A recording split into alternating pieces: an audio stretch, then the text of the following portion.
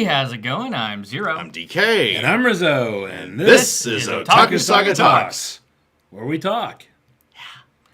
This time about Midseason, Winter 2017. Yep.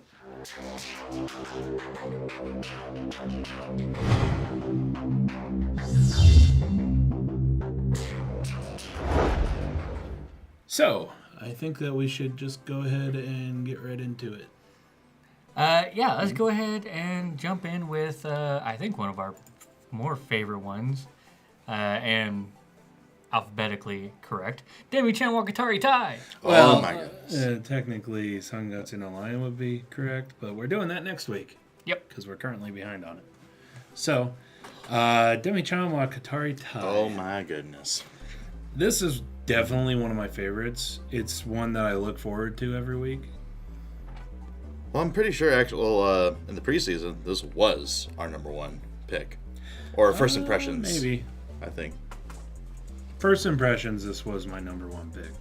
And it's it definitely hasn't waned, I don't think. No, I find that it's just as amusing now as it was before. Yeah, there really hasn't been any tapering whatsoever. Yeah, so I enjoy how it basically gives an episode to each of the girls, and then it'll move on to the next one, so on and so forth. Yeah, probably going forward, it'll probably just kind of go between, I guess, each of the girls involved. Yeah. Get more into the relationships between the girls and the two senseis. Yeah. Speaking of senseis, Sake Sensei, it looks like next week, from time of broadcast, will be another episode about her, which is always nice. Indeed. Especially with this week's preview. Wow. Yeah. Now I did go ahead and take the liberty of reading the manga up to the point of where we are. Okay. And I gotta say, pretty much right now, it's about a perfect adaptation. The only real difference is that some of the chapters are out of place. Okay. Because they want to pair the chapters with certain girls. Okay, so we'll be seeing that content later if A1 continues with their record of good manga adaptation. Yeah, so for instance, I think it was like the second episode, which was an episode about Hikari, I believe. There was or was that the no, that was about Machi. About Machi, yeah. Yeah, so it was the episode about Machi, the scene where she goes on a date with Sensei and has her body left at Hikari's house, and her head's being carried around. That happened in a different order in the manga, so it was like a few chapters later. So, but has there been any extra content that they haven't passed over? No, not really. Like I said, it's pretty much a perfect adaptation. Yeah, like I touched on, A1 has a very good track record of being extremely faithful to the source material when it comes to manga adaptation. Yeah, so I kind of expect it to continue. Now, the only thing is, because some of them were out of order, there's a few chapters I did read that haven't happened yet. Okay. That was going to be my next question. Yeah, which one of them happens to be what's happening this upcoming week. Oh. And it kind of looks to me like they added some stuff. But that's all that I'm going to say, because I don't like doing spoilers. Even though we have a channel-wide spoiler alert just in case. Don't like it if we can avoid it. Yeah. But so far 2 thumbs up for me. Definitely. I love it. Definitely. So one of my absolute favorites of the season. Yeah, I'm still mulling over my best girl of the season, but I'm pretty sure it's Sake Sensei. She makes a very compelling case. Oh my God, she's so erotic. I don't even need to feel her succubus powers to be like, right? And her act is only getting warmed up. Right. I'm definitely looking forward to this week's episode. Indeed. More so than usual. Yeah. And it was actually funny. We actually had a comment on the last episode where they'd be like, what somebody said Zero should totally wear up his hair like that. You should. It would be a good look. I don't know how. Or I totally would. I gave the idea of getting a wig that was roughly the color of your hair and just like making permanent ones on a headband or something. Yeah, but we don't have money for that. Yeah, that's true. However, that would be amusing. I do want to try it. I do want to try to pull it off.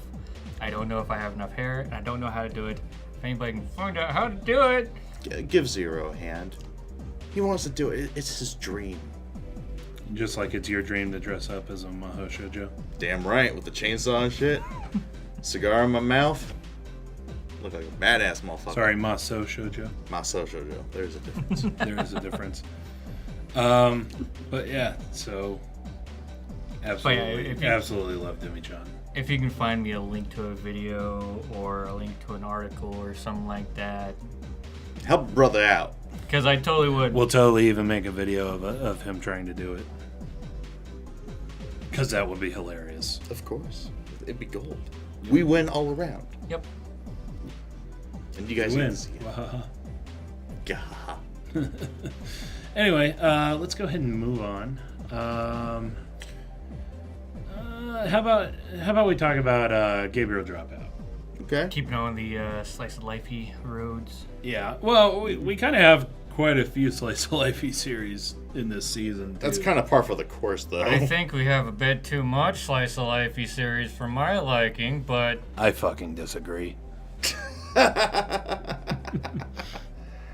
don't have enough action. I actually had to look for my action elsewhere. Yeah.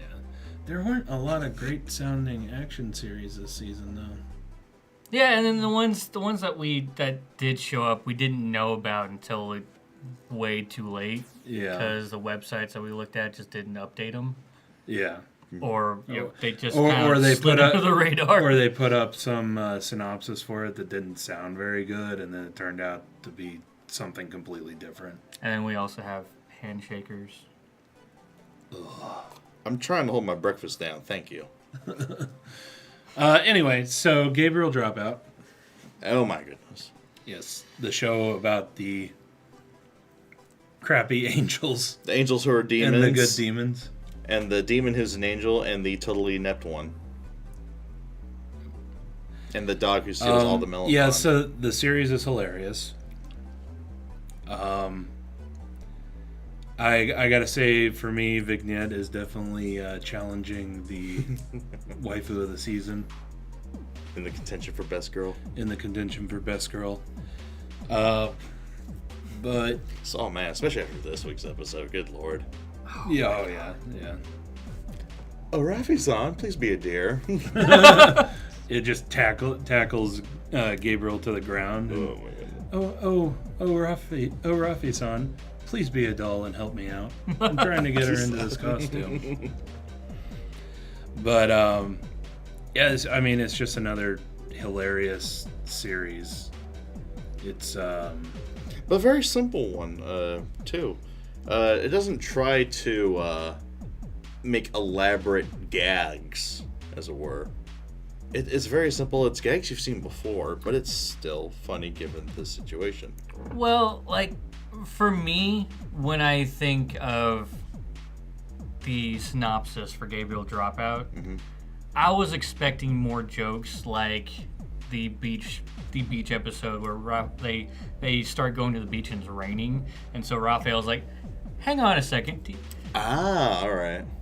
And the clouds just part. More heavenly abuse of power, or demonic abuse of power. Yeah, I want more abusive power. I want more comedy from that. Yeah. Yeah. Yeah, well, I have to say that it's funny. It's definitely one that I do look forward to every week.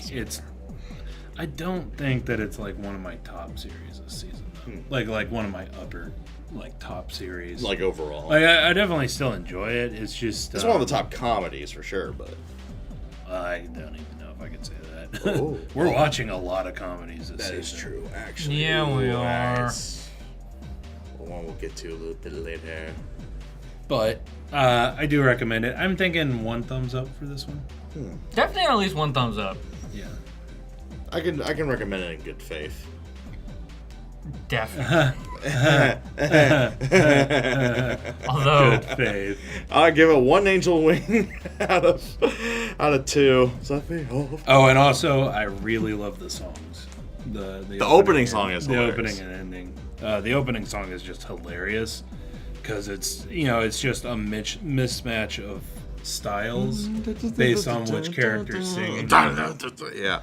So you get like nice and classical soft almost. pop for the angels singing, and then then you you get just like get fucking heavy metal. rock for the demons. Just hilarious. absolutely. Especially considering that, the roles are switched in this series. Oh yeah, and then add in, of course, your usual J-poppy vocals Well- from the voice actresses, and an awesome opening. Satania is yet to be known if she's like switched. She, to me, Satania seems to be more, I guess, I think the term is infallibly evil. Ah. Like, she's trying to be evil, but deep down, she's really not. She pokes the poodle. Pretty much. Like, she tries so hard to be evil, but she fails so bad at it. What kind of person will willingly hand over a loaded gun to a known enemy? This is also the same person who tried to strip the class president and almost succeeded. Yeah, this is also the person who had an idea of a bad deed being not doing her homework and never planning on doing it. And telling the teacher about it to his face. And telling Agent 47 Sensei to his face. Okay, I gotta admit, mouthing off the Agent 47 is pretty ballsy. She Mm-hmm. has guts, just no brains. Maybe And no that's taste it. buds. She's not a demon because demons don't want to associate themselves with her. Ouch. I burned Satania a fair bit through this series, now that I think about it. Yeah, but she does kind of deserve it. She hands a loaded gun to Gabriel. She totally deserves it. Sorry, not sorry. Fortunately, they were laughing gas bullets. We I could still definitely, we could use... I'm about to say, forget the friggin' Magnum, we need those in like 50 cal, and we need a Browning for that. That would be hilarious. Hey, we gotta get laughs somehow. I think we should move on. Day. On to, let's see. I think I want to save. Save that one for towards the end. Let's do Kobayashi-san Chino Maid Dragon. Okay. Yeah. Okay, speaking of awesome openings, for me, opening of the season. Really? You cannot go wrong with Fauna, and Azorno Rhapsody is catchy as hell. By the way, we'll probably do the mid-season superlatives list at the end of whenever we reach the end of doing this podcast. But that might be next week because we actually don't have a lot of time to film today. But yeah, Kobayashi-san, and the reason why I wanted to talk about this one right after Gabe's Dropout, this is all the over-the-top laughter that I was expecting to see in Gabriel Dropout. You get massive abuse of powers. Right. You get this cast that just mix in the weirdest ways. Fafnir is hilarious when he's on screen. Yeah. Even though he's like Murderous. Deadpan and murderous. Deadpan, homicidal, but you get video games involved, and he's like, just like, Yeah. beautiful deadpan. And then I like in this one how the dragon characters are so ignorant of the human world. Like that's one of the things in Gabriel Dropout. The characters in that basically studied the human world so that, when they were going to go live in the human world for a while, they would know about it. And also, that's their whole reason for being in the human world is to learn about it. Yeah. So. And so in this one, you get all the dragons coming over, and they completely, just don't know shit. Dragon don't care. Yeah. I think that's more. Well, not necessarily. Well, Toru cares, but then by proxy you get, Kana and then Fafnir and Quetzalcoatl to kind of follow suit. Quetzalcoatl cares only because Toru cares. Exactly. Because Toru cares, Kana and Quetzalcoatl, Kana is very innocent when it comes to everything. Or at least impressionable. Well, yeah, she is that lolly character. Yeah. And then Quetzalcoatl is just the big sis for the two of them. And then Fafnir is the stereotypical medieval dragon, Western dragon. Yeah. Or Eastern dragon. More Western dragon, yeah, where they want to destroy humans. Yeah. I mean, they all kind of want to destroy humans. The ones that are just like, I hoard all the gold and everything just needs to die and shit like that. Now I can only think of the Fafnir from Little Witch Academia when you talk about dragons hoarding now. That image has been ruined. Has been shattered for me. It's mostly because there's just two Fafnirs in the same season. Fair enough. Indeed. They're both entertaining as hell and unexpectedly too. So. Yeah. I do enjoy in Kobayashi-san Chino Maid Dragon how the situations aren't like super cliche. I also have to give it a little bit of merit here because we harped the hell out of it in Shimatsu no Izetta. The Yuri undertones are exactly that. It's not nearly as like overt and out there, even though Toru tries to make it so. Well, yeah, like Toru in the first episode, basically being like, "Oh, I'm interested in you sexually," but other than that, straight out with it too. Yeah, like she literally says that, but Kobayashi is so uninterested. It looks like that it just kind of goes into the back burner. Well, not just that, but I also gotta praise the series for not really pushing the issue just to fill up time and just to get cheap fan service. Yeah. Yes. There's actually not a whole lot of little sort of cheap, low-hanging fruit gathering, as it were, in this series. I mean, it's either genuinely funny or genuinely heartwarming in a lot of instances when the action kind of tones down.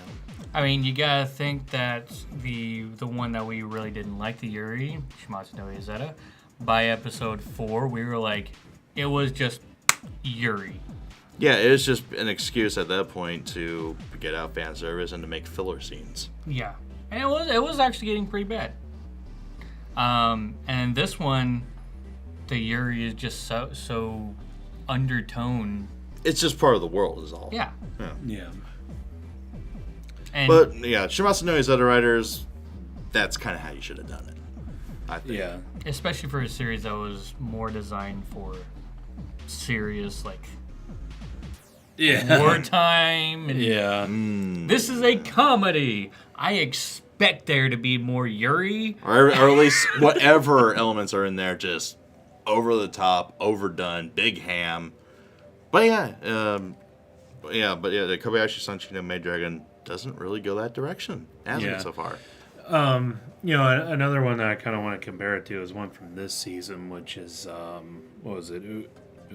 Urara Meiichiro or something like that. It's something that you're watching on your own. It's something. Okay, I'm not really watching it on my own because I kind of equate it to Is the Order a Rabbit, which I found very boring. But in that series, I watched the first episode. I'm going to be completely honest. I only watched the first episode. But what I gathered from the first episode is it's going to be a Yuri-esque relationship between these four very young girls.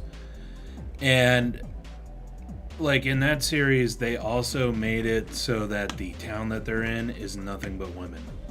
Like, they're in a city that is nothing but women. So, oh my goodness, K-On! Syndrome has spread.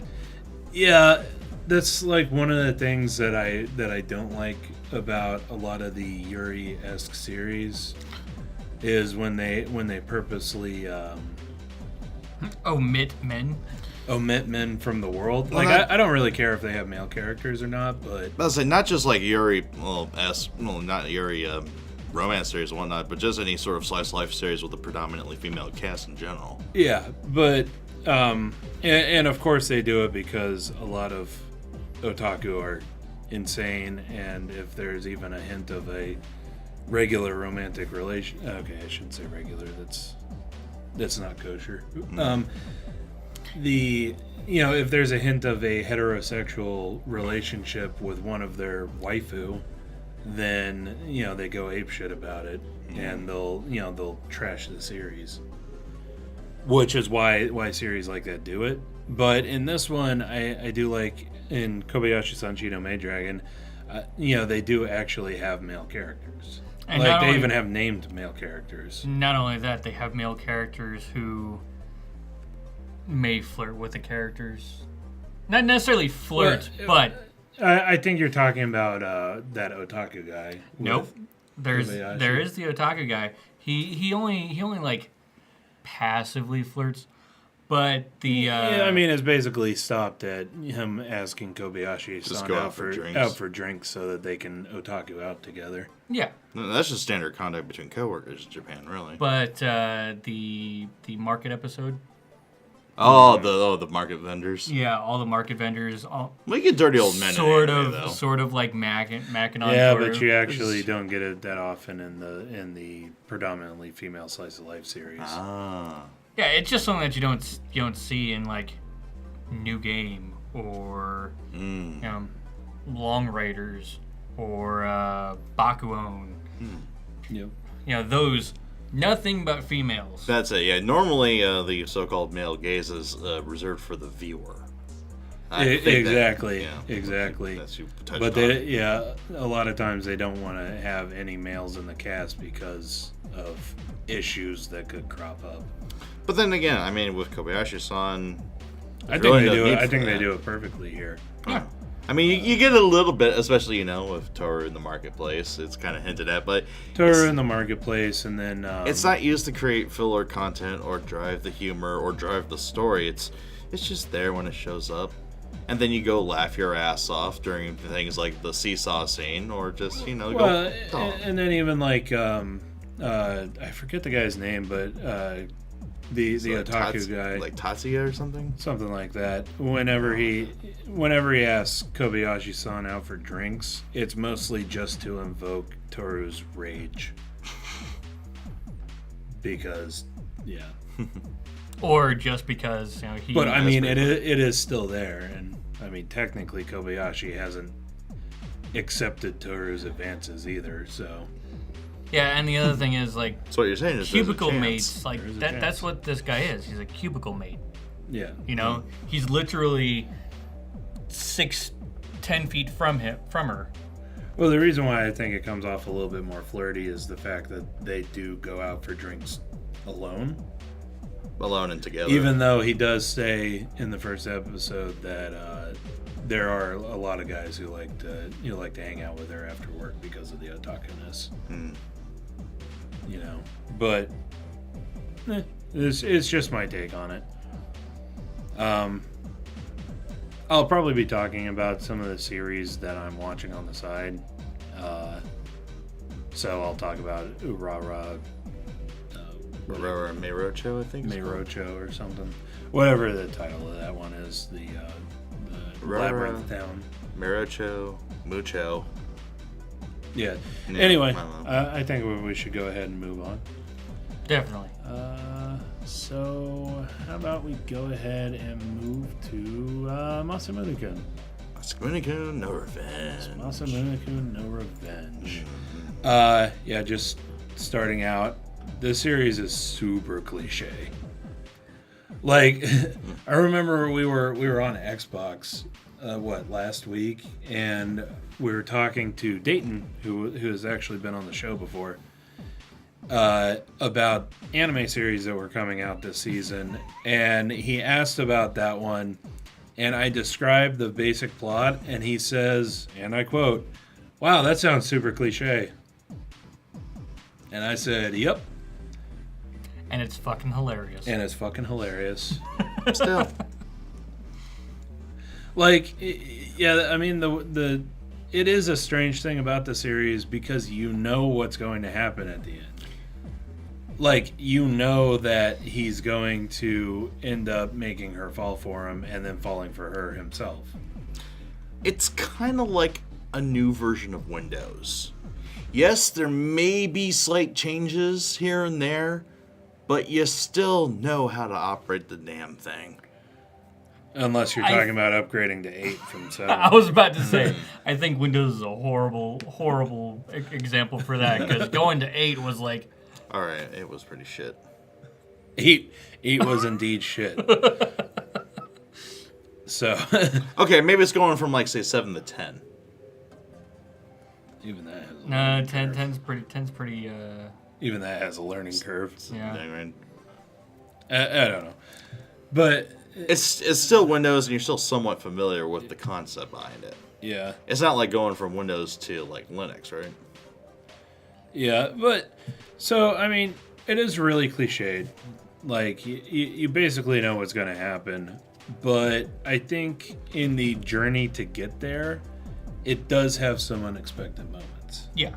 And I really like the way it works, some of the comedy. Like, in episode 6, when he's like... Okay, I'm gonna need to kiss her. But this is her we're talking about. Okay, let me pretend that she's a ham. I didn't get to say this during the discussion or during the reaction, but why do you want to kiss Ham?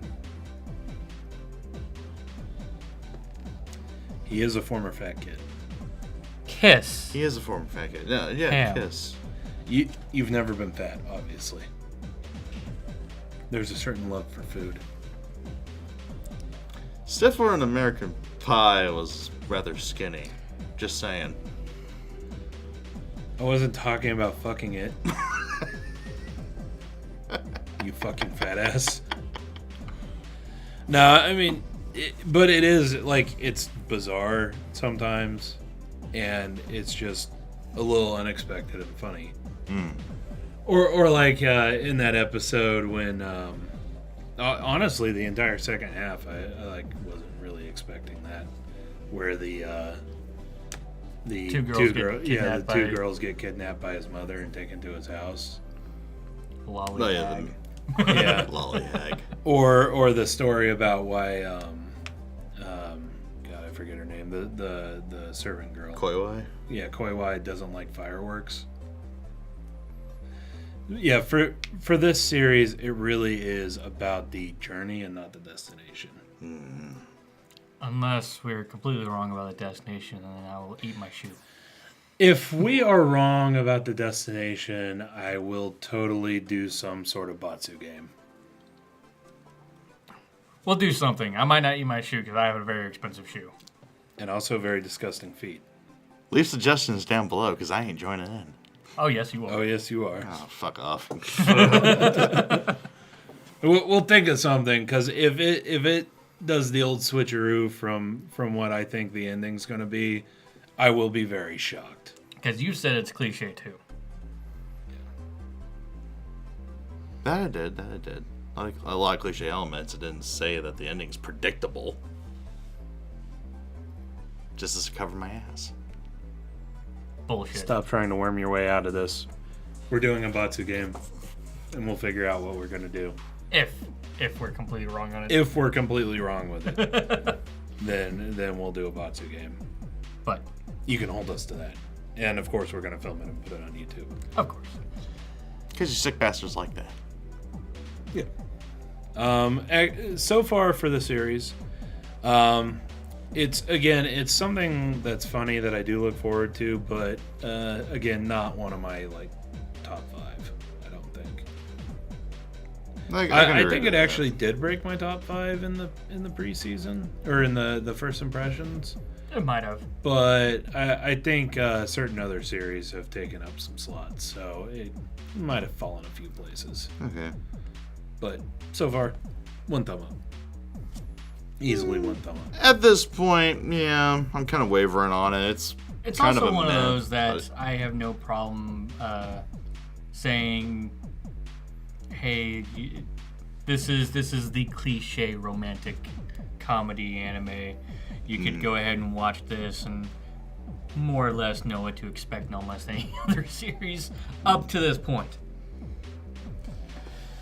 Well, I think it's a solid meh for me right now, but I think it's going to get better as the season rolls on. I think that it's probably going to get better too. Especially when we get, I think when we get into Aki's and Nekko's backstory and their history with Masamune. Oh, what was that one where it was like, it was one that we watched last year. The one with the gay team. Oh, Show Me Sample. Show me Sample. That was over a year ago, actually. Over a year ago. Holy shit. Yeah. Jesus. But yeah, the comedy in that one kind of fits the same way as Masamune-kun. It's just shy of cliche, or just over cliche. But then again, they can drop in situations that are just over the top and out of left field. So you get that juxtaposed with an ordinary, school romantic situation. Well, like in Show Me Sample. Okay. Yeah. I see where you're going with that. So yeah. Like #hamface. Yes. Hamming it up. Hamming it up. Or the fact that the person who's Aki, was her name? Aki, yeah. Is a fat ass who is skinny as shit. She's a glutton. Because fat ass implies actually being fat, but she eats. Yeah. God eats damn. and eats. Actually, I guess I'm kind of wondering about that. Like, I wonder if it's like a curse or something. Oh. Like I wonder if it has Got something to supernatural do in with. Well, maybe not. Well, maybe. I don't know actually. That would be a nasty plot twist. I wonder if it actually has something to do with like what she did to him in the past or karma, bitch. something like that. I want because they've left just Neko found out and cursed her to eat. right. Oh damn! Look, Like because yeah, there's That'd be funny. because would be they've funny. they've laid a few breadcrumbs about it, but they haven't talked about it since then. And I wonder if there's actually something going on there. That's another thing. Like this series, I want to see more, and like all the series that we're watching so far, I want to see more. But just more of something. yeah, you were Gabriel expecting. Dropout, I get a lot of laughs and it's very enjoyable, and I kind of wish I had a Gabriel Dropout for every season, because when you watch things that are extremely serious or extremely, heart-wrenching and stuff like that, I would like to watch a Gabriel Dropout. Just Yeah, Level it's a low, very just- air opener and just Palate cleanser. palate cleanser. Kind of like Flying Witch was. Yeah, very much so. Gabriel Dropout's a little bit more comical than Flying Witch. That's the same But thing. You yeah, just it's tune still in, the same tune out. amount. Yeah. Yeah. Yeah, basically. okay. Masamune-kun, I want to see more because there are breadcrumbs. There's fantastic breadcrumbs. There's more to this. Of course, there's breadcrumbs. Aki's leaving them. But yeah, I As mean, she's chowing down on the bread. yeah, I gotcha. But like I said though, one, I sorry. think this is going to get better as the series wears on. I mean, that's like the only logical direction for it to go is to explore or is to follow these breadcrumbs you mentioned. Yeah. But despite the completely cliche story of it, it has a interesting story that I want to follow. Well, cliched stories are used for a reason. Is that people respond to them and like them more or less. So Well, sometimes. Sometimes you can get Sometimes- massive hate for being too cliched. yeah, sometimes people get tired of them, but they still pop back up. Yeah. They're persistent. They're like Well, Keanu Reeves. Well, yeah. I mean, it was kind of like the trend of irregular Magic High School Oh, series God. that came out over the past few years. Send us a card. friends! Or what is now that has transferred to the Isekai series or the Trapped in Another World series. Oh. Or, I guess, Traveling to Another World at the very least. Because, so I read manga, I read light novels. You like spoiling yourself. Off-topic subject real quick. Completely off topic. I'm so sorry. But Hey, it's our podcast. I was... Yeah, I guess. But, like, deal we with it. actually might make a podcast just about this topic because of how deep this rabbit hole goes. But to another dimension, apparently. Clearly, to another world. But I read manga Yeah, you like primarily to pass the time so when I'm at work a lot because our work is so boring and so mind-numbing. But I've noticed... Like, I have a lot of, like, favorited manga that I follow every time that they release a chapter. And I'm sitting here going, like, 21, 22, 20... How many fucking isekai series are there? Another one. And it was actually funny. And it was funny because I brought it up when we went out to dinner. And, I was just scrolling through the most recently posted chapters. I'm like, hey, there's one. Mm-hmm. Hey, there's one. Hey, there's one. He was at this for like a couple minutes at least, And just pointing him out. And then that night when I went to work, I found another one. Like another one had just posted like its first like 3-4 chapters. Yeah, so here he was thumbing through the ones that he was just reading, not that are currently being published. Yeah. And found at least like, what was it, like 21 or 22? So, Something like yeah, that? like I said, this might be a complete like podcast conversation itself, but I would expect that we're about to see a bunch of isekai anime. It's the current trend. It is the current trend. The irregular Magic High School series are starting to wane, which is a good thing because most of the ones that have come out recently have been crap. 100! Sorry, I got some shit stuck in my throat. Masogakuin. Oh man, you alright? You see a doctor, Got like dude. 2 seasons of shit stuck in my throat. Fucking hell, dude. I can't fit the one that came into my mind in a cough. I guess I have to go in rectally. Oh, God. Just the forceps don't clench. Saijaku Muhai no Bahamut. Oh! Anyway, yeah. So those are It's starting to terminal. wane because they have been such shit recently. And I think the isekai ones are starting to come into effect. Using that as a segue, let's talk about Konosuba. Konosuba! Fuck yes, Konosuba. It's Actually, back with I could have used that in a segue for both of the series that we're going to talk about. That in is this true. podcast. Both the Right others. out. Yeah. But let's talk about Konosuba! Konosuba!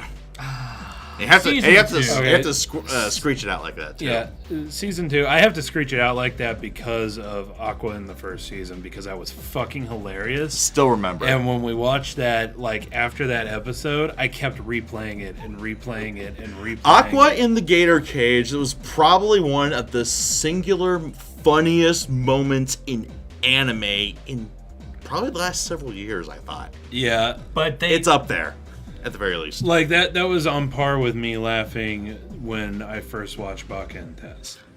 Bakken Test, or honestly, for me, the first episode of Show Me Sample, if we're talking, or One Punch Man. Or the oh god, yeah. or the very, very first time that I watched School Rumble, which is a hilarious fucking series. And I kind of wish that it would pop up in the request line. because I haven't seen it. Because he hasn't seen it. But it is fucking funny as fuck. Recommended by Actually, Rizzo. he hasn't seen it yet either. I haven't seen it in its entirety. I've seen some episodes of the original, and I've seen some of the dub. What little I've seen of it is absolutely hilarious. But yes, so I always screech it out because of that scene with Aqua. And they remade it in this season, Oh yes, they keep which doing was it. hilarious. But yeah, I mean, first episode, man, it's pretty yeah, much yeah. recapping of kind of a Ooh, sorry about weird that. setup. That probably sounded really bad. No, don't worry. We'll just Yeah. continue.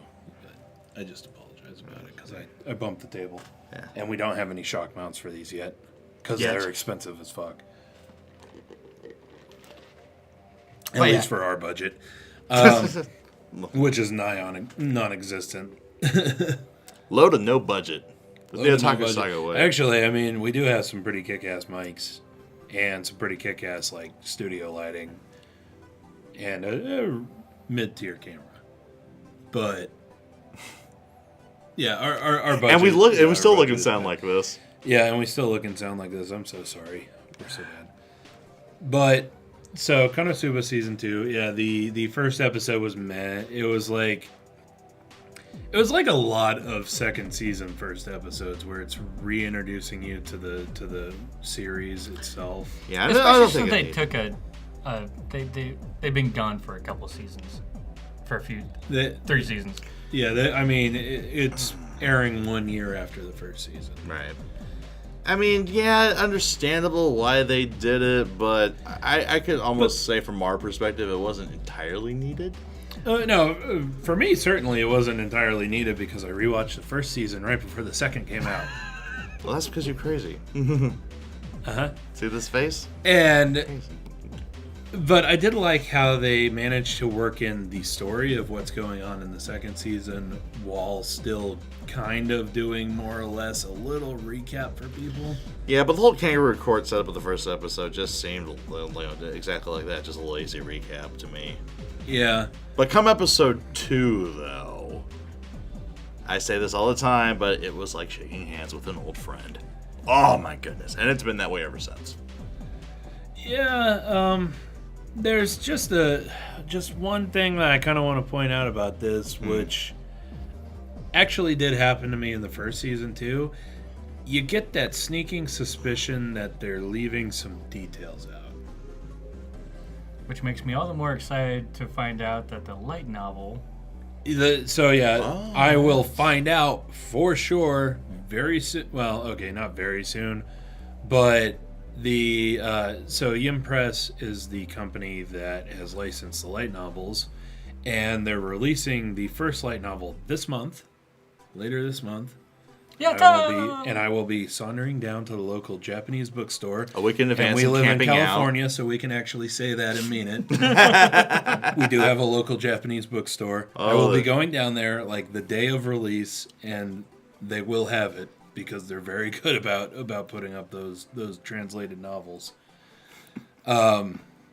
Mostly because nerds come in and they want the original, the original story of their favorite anime, and so they buy the translated versions. It's probably one of their, biggest business, But so I will be going down. I will be buying the first novel. For sure, on the day it comes out. And then, same thing. Yep. Su madre. And then, same thing for each and every novel after that. Because Konosuba is fucking great. Konosuba is life. But I also want to know what they've left out, because I know that they have. There's just no way. So about the second season, I don't know how long it's going to be, but I'm getting the sinking feeling that it's going to be another 10 episodes, because this last episode was episode 5, and it felt like we had the mid-season climax already, where they fought one of the Demon King's little minions, generals. Yeah, not like minion, nothing. One of his commanding generals. Minion. Okay. They're still lame. Fair enough. There was actually, I think it was Aonix who put in a comment saying that it's interesting that they haven't even gotten out of Noobtown. Yeah, and they've killed off 2 commanders already. And they have the third one under their watch. There's only one more left, and then the Demon King. They might as well not even go anywhere. I mean, the commanders. They're coming to them. But I would kind of like to see them explore the world a little bit more too. Or maybe if they get rid of the Demon King, maybe there's another threat on the horizon, and then they have to leave Newtown. Well, technically, Kazuma was put there to defeat the Demon King. True. And his piece of equipment that he took with him from the gods is technically only has to be there until they defeat the Demon King. So there goes. So once the Demon King is defeated, Aqua is going back. So I kind of don't expect them to defeat the Demon King. It's kind of like Ash winning the Pokemon League, huh? Yeah. If he wins, there's no reason to continue. Pretty much. So I don't ever expect them to face the Demon King. Like, maybe if the author decides to end the series at some point, then they'll do the Demon King for the final story. But Though I really wouldn't mind if Konosuba has a run like Pokemon. Not at all. Yeah, Aonix said, kind of hoping a scenario kind of like the Demon King secretly goes there on a vacation and gets killed by a random Megumin explosion or a random something Cosma does. Oh, maybe, yeah. That would be so. Kazuma's luck. That would be so Konosuba. That would be totally Konosuba. Vintage. Actually, I was wondering about that cat. Chimosuke. Yeah, Chimosuke, the one. So I was recently making the thumbnail for. Well, cat, you say, but isn't it technically a demon? Right, yeah, exactly. So I'm sitting there wondering, is that maybe the Demon King just keeping an eye on them because they've already killed one of his generals at that point, and now they've killed two of his generals? Now here comes this demon just nonchalantly. I'm sitting here going, that cat is fucking suspicious. That is good. Or maybe it's the other general, and it's the keeping fourth general. It's keeping an eye on him or something. I don't know. It strikes me as very suspicious because it came in out of nowhere. It came in out of nowhere. And in our thumbnail, he's prominently placed on Cosma's head. Yeah, that's what I was getting at. I was working on the thumbnail for this very thing that we're filming right now, this very podcast, and I was working on cutting out the Konosuba characters for the thumbnail, and because of the level of detail, I was working on it for hours, so I got a damn good look at that cat. And so I'm sitting there going, hang on. This cat has to be something important. The cat's too detailed. Yeah, I mean, the cat... Just the fact that it, sauntered in, it's clearly not a cat. And... Especially since it hates Aqua. And then, it hates Aqua, too. Demon. Totally demon. But smart. That's a hilarious, though. That's a hilarious story plot that might happen. Yeah, totally. If that happens, I don't know what I'm gonna do. If Chimosuke is the Demon King, that would be hilarious. And what if you just give it a deep, growly satanic voice and all that stuff, but still keep him in the cute form? It'd be like Mari from Project Aiko. You see this big buff, looks like Rao from Fist of the North Star getting drag, and then you get this really girly voice. He'll be dead in 12 seconds. That kind of mismatch there. That would be funny to see. Or you're welcome for the imagery. Tanya in second to last episode. Oh, this could be. Hi, you guys. We're gonna bomb your facility, so you better leave. We're waging war on you. You better evacuate. Yeah. Well, technically, we warned them. Technically. Boom. Yeah. So of course, Konosuba is fucking hilarious. Oh yes. I give it mega thumbs up. That's right, mega thumbs up. Not 2 thumbs up. Mega! Not 3 thumbs up. A boner.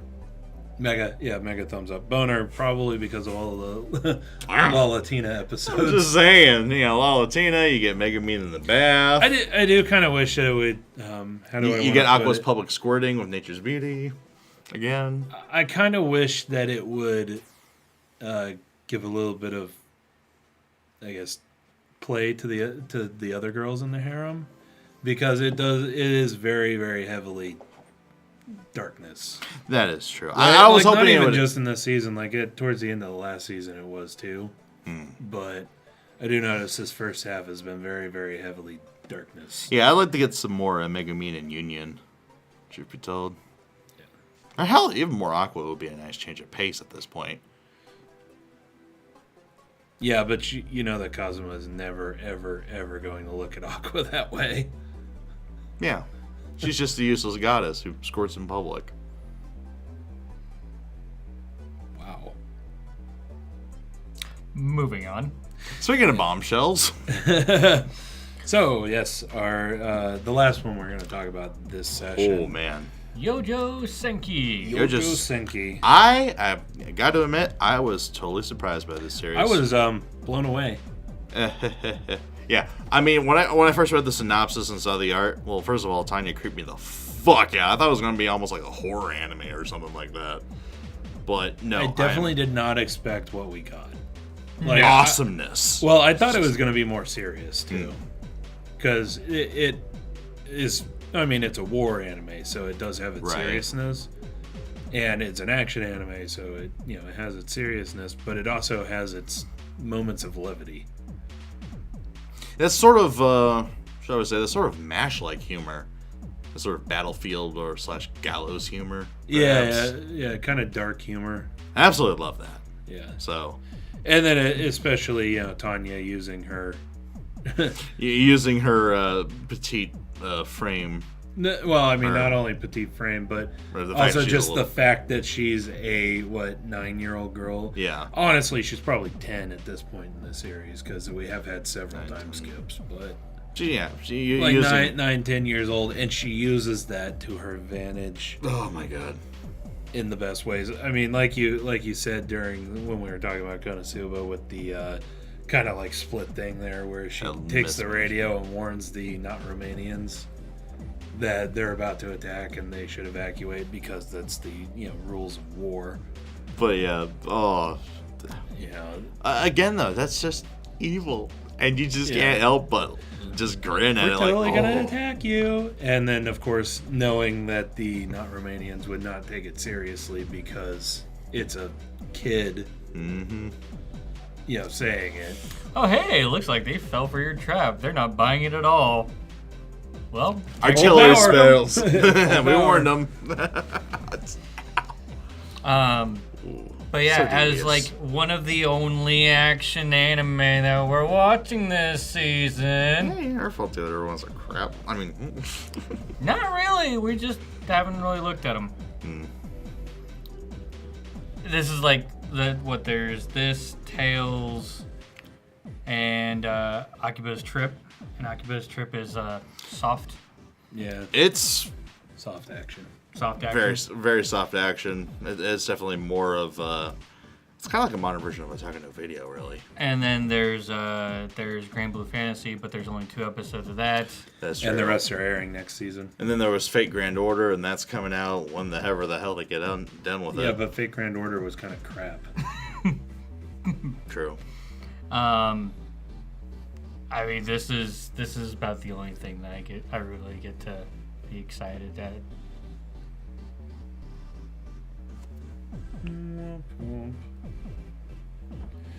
Anyway, so definitely like the rivalry between Tanya and Being X. Oh my god!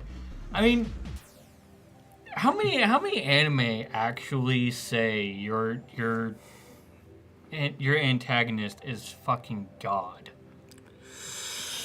I'm sure that there's a few, but I mean, just the balls that Tanya has to continually antagonize this being that stops time to talk to her, talks to her through every living being and every dead being, as we see in this one. Yeah, in this episode, or in this previous episode, every formerly living being to talk to her.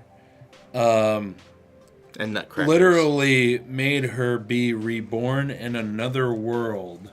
As a little girl. In a war-torn country. And then still antagonizes the guy. Well, and then Being X is also like placing seeds of his ideas of making this world have a world war, all to face against Tanya. Yeah, he is. Being Next is just dead set on making Tanya say uncle, or say God, or say damn. Basically, because Tanya refuses to believe.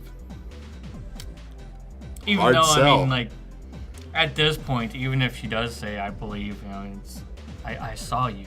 I mean, there's no real point in me believing anymore. Yeah, at this point, it's just Tanya trying to make Phoenix a puny god.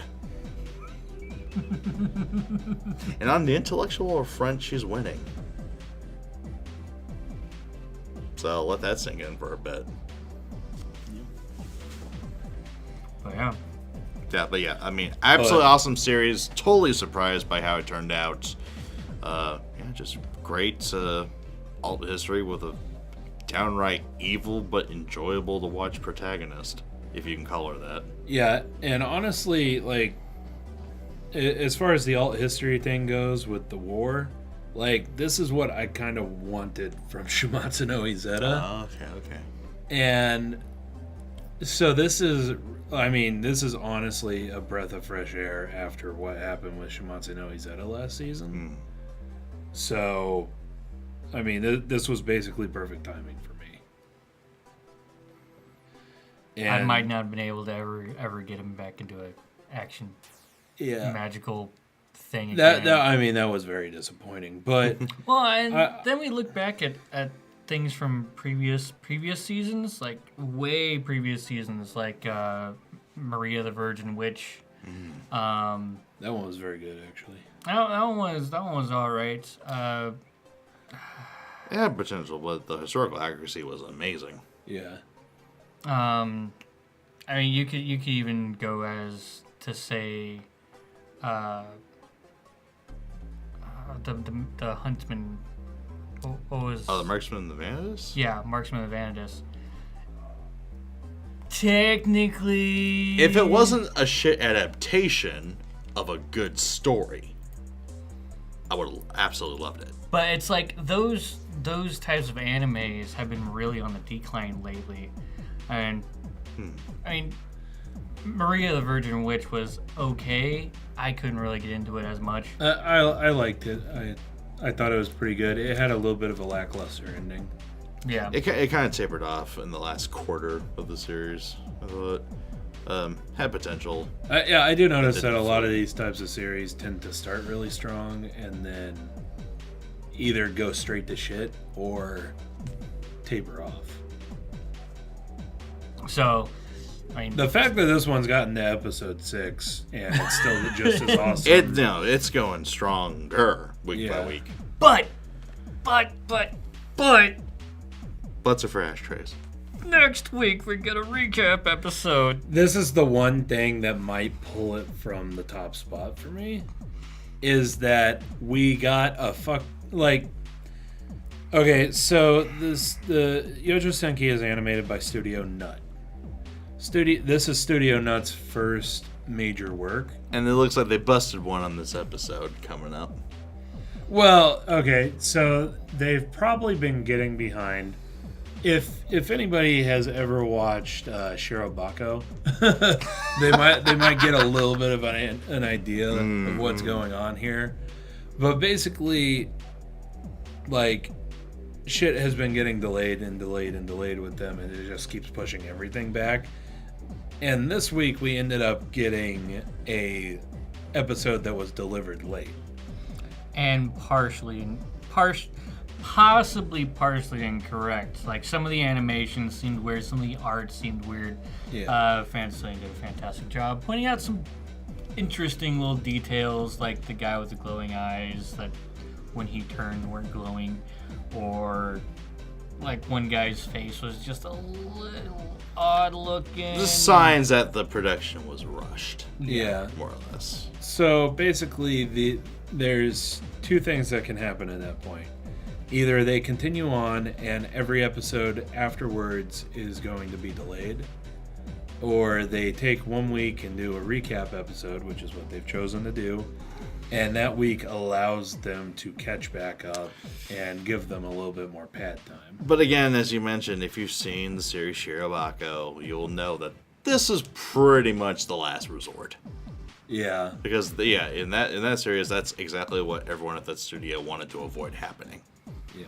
Because no one likes a recap episode. Nobody. Truth. Yep. I mean, hell, you guys don't like them when we have to watch something twice. We don't like it either. I really don't like it either.